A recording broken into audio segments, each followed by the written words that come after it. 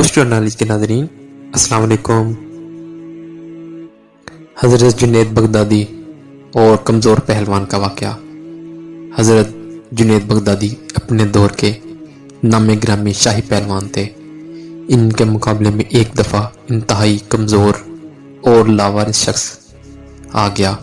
میدان تماشائیوں سے بھرا ہوا تھا اور بادشاہ اپنے سپاہیوں کے ساتھ مقابلہ دیکھنے کے لیے میدان میں آ چکا تھا۔ مقابلہ شروع ہونے سے پہلے وہ کمزور آدمی حضرت جنید بغدادی کے قریب آیا اور کہا، جنید دیکھو، کچھ دنوں بعد میری بیٹی کی شادی ہے۔ میں انتہائی غریب ہوں، اگر تم ہار گئے تو بادشاہ مجھے بے شمار انعامات سے نوازے گا، لیکن اگر میں ہار گیا تو اپنی بیٹی کی شادی کرنا میرے لیے مشکل ہوگا۔ مقابلہ ہوا اور حضرت جنید بغدادی ہار گئے۔ بادشاہ کو اپنی آنکھوں پر یقین نہ ہوا۔ اس نے دوبارہ مقابلہ کروایا اور کئی مرتبہ کروایا۔ حضرت جنید بغدادی ہر دفعہ ہار گئے۔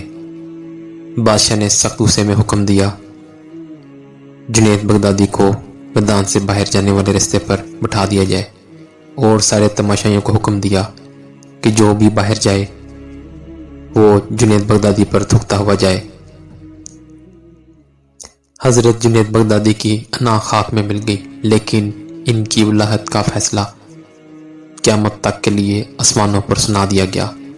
ولی وہ ہوتا ہے جو لوگوں کی زندگیوں میں آسانیاں پیدا کرے، جو کسی کو جینے کی امید دے دے، چہرے پر خوشیاں بکھیر دے۔